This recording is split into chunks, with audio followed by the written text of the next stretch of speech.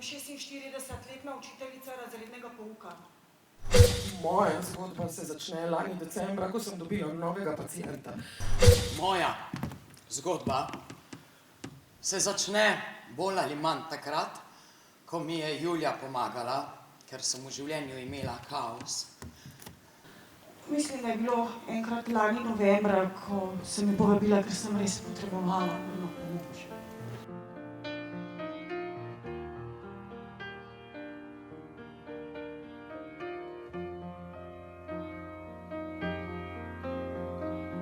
I remember all my life raining down as cold as ice.